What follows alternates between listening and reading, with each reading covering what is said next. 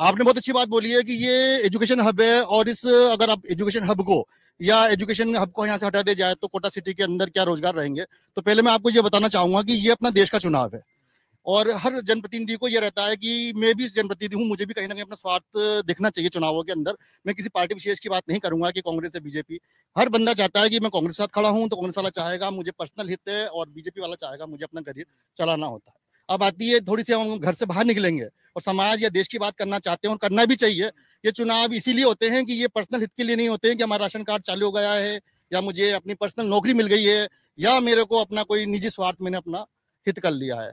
आज से नहीं, ये जब से ही हमारा देश आजाद हुआ है 47 से, और आज तक यही देश की स्थिति रही है कि राजनीति दल आते रहे हैं, अपना हित साधते रहे हैं, और जनता केवल उनका मुख देखकर समर्थन करती रही है।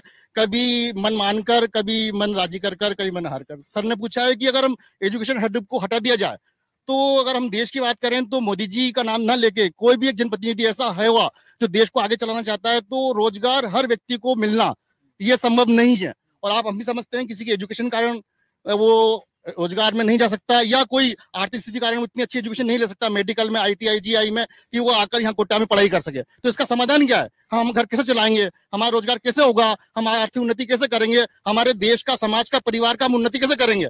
हर बार ये बात आ जाती है कि मेरा घर में ऐसा हो गया तो अच्छी बात है, पड़ोसी आपका चाहे कितने अच्छा है, वो आपको यही देखता है बार बार कि अच्छा ये तो उन्नति कर रहा है, मुझे भी उन्नति करनी है। अब उसकी उन्नति कारण क्या है, कैसा है, उसको मतलब नहीं है, बस उसे उन्नति करनी है कि मैं तो बीजेपी में हूँ, चले अपन बीजेपी में शामिल हो जाते हैं, बोलता है मैं कांग्रेस में हूँ, कांग्रेस में। लेकिन आज हमारे देश का जो मुखिया है, अब ये बोल सकते हैं कि वो बीजेपी के हैं, बहुत अच्छे देश को चलाने वाले हैं, तो उन्होंने कहा है कि हर व्यक्ति को रोजगार मिले।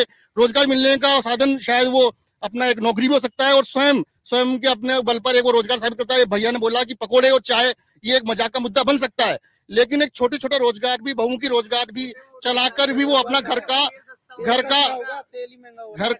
का परिवार चला सकता है। वो मुद्रा योजना लोन है जिन्होंने आगे आए हैं, और भी ऐसी बहुत सी योजनाएं मोदी जी के द्वारा कि स्वयं व्यक्ति स्वावलंबन बने, अपने दम पर वो अपने परिवार का और अपने घर का आर्थिक रोजगार को चला सके। ये इसके लिए वो जरूरी मदद मिल रही है। यहाँ पर मुद्रा योजना की बात खूब होती है, लेकिन ज्यादातर युवा कहते हैं कि बैंक के चक्कर काटने पड़ जाते हैं, मिलता। सर अभी आप सबके पास में इस समय मोबाइल है, डिजिटल का टाइम है। पहले, और आप भी इसको समर्थन करेंगे कि पहले बैंकों में 10,000 के लोन के लिए भी आपको 4 से 10 फॉर्म भरने पड़ते थे, तब कहीं आपको चक्कर कटाने के बाद में वो लोन मिलता था। आज स्थिति ये है कि आप नॉर्मली अगर उस छोटे से अमाउंट को पे करते हैं, तो गवर्नमेंट या बैंक सेक्टर आपको आगे से आगे उस लोन के पहले 10,000 का, फिर 50,000 का, 20,000 का, छोटे छोटे काउंटरों में भी इस बार लोन दिए जा रहे हैं और दिए गए हैं, और ब्याज भी बहुत मिनिमम है। ये इसको कोई स्वीकार करता है और स्वीकार करता है तो ये गलत है। ये अपने बैंक के रिकॉर्ड उठा के देख सकते हैं, आपके पास भी है। आज डिजिटलाइजेशन है, इसका कोई विरोध नहीं कर सकता कि लोन की जो रोजगार करना है तो उसके लिए लोन भी मिल रहा है, नौकरी भी है, सारी चीजें हैं, कोई दिक्कत नहीं। इसको समर्थन देता हूँ, और ये भी नहीं कहता कि पूरी तरीके से ये इस तरह से उतरी है, क्योंकि आगे जब जैसे हम इसको चलेंगे तो ये स्थिति मजबूत होगी, और इसी मजबूत स्थिति के लिए ये 100 के 100 अगर फॉर्म भरे जा रहे हैं तो 100 को 100 रोजगार मिले, 100 को 100 और तेजी को। अगर हम इस चीज को, अगर हम आगे मोदी जी आते हैं तो ये योजना और अच्छे से हम देश को विकास कर सकेंगे, तभी हो पाएगा।